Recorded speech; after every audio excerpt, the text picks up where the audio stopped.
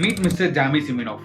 இவர் சின்ன வயசுல இருந்தே புது புது ப்ராடக்ட்ஸை பில்ட் பண்றது, ஸ்டார்ட் அப்ஸ் லான்ச் பண்றது, அது மட்டும் இல்லாம புது புது ப்ராப்ளம்ஸ்க்கு சொல்யூஷனை கண்டுபிடிக்கிறதுன்றதே ஒரு ஃபுல் டைம் ஜாபா வந்துட்டு வச்சுட்டு இருந்திருக்காரு.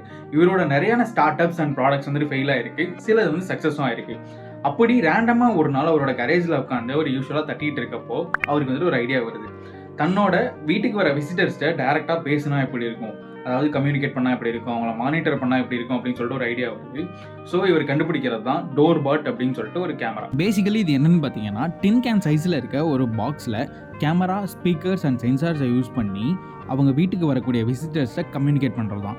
இது கம்ப்ளீட்லி அவரோட மொபைல் கூட இன்டெகிரேட் ஆகிருக்கும். அதை வச்சு அவங்க என்ன பண்ணுறாங்க அப்படின்றத கம்ப்ளீட்லி அவரோட மொபைல்லேயே அவர் வந்துட்டு மானிட்டர் பண்ணிக்க முடியும், பேசிக்கவும் முடியும். இந்த ஒரு ஐடியாவோட 2011 ஒரு ப்ரோட்டோடைப்பை பில்ட் பண்ணி ஷார்க் டேங்க்ட போயிட்டு பிச் பண்றாரு. அதனால வந்துட்டு ஒரு பெரிய ஃபெயிலியரும் வந்துட்டு சந்திக்கிறாரு. அங்க ஆனா அவர் வந்துட்டு விடலை.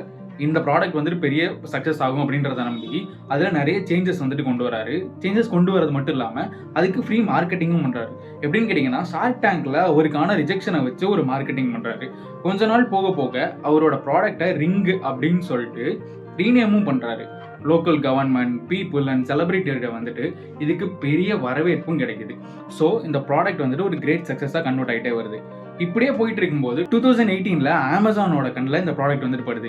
ஸோ இவங்க ரிங்ன்ற கம்பெனிக்கு $1 பில்லியன் கொடுத்து அதை அப்படியே வந்துட்டு வாங்கிக்கிறாங்க. $2 லட்சம் கடனில் இருந்த ஒருத்தருக்கு இந்த மாதிரி $1 பில்லியன் ஜாக்பாட் வந்துட்டு அடிக்குது. இன்னைக்கு ஜாமி சிமினோஃப் அண்ட் ஹிஸ் ஒய்ஃப் 2 பேரும் சேர்ந்து நிறைய டிசீசஸ்க்கு ரிசர்ச்சர்ஸ்க்கான ஸ்பான்சர்ஷிப் பண்ணிட்டு இருக்காங்க. அது மட்டும் இல்லாமல் நிறைய ஸ்டார்ட் அப்ஸில் வந்துட்டு இவர் வந்துட்டு கோ ஃபவுண்டராக இருக்காரு. டோர்பெல் அடிக்கிற சவுண்ட் கேட்கல அப்படின்ற ஒரு சின்ன சில்லி ஐடியா மூலியமா இவ்வளோ பெரிய ஸ்டார்ட் அப்பை வந்துட்டு ஃபவுண்ட் பண்ண முடியும்னா, உங்களுக்கு ஏதோ ஒரு சில்லி ஐடியா சேர்ந்தாலும் கண்டிப்பாக அது வந்துட்டு ஒரு பெரிய மார்க்கெட்டுக்கே சான்சஸ் இருக்குது. ஸோ உங்களுக்கு அப்படி ஏதோ ஒரு ஐடியா இருந்ததுன்னா கமெண்ட்ஸில் லீவ் பண்ணுங்கள்.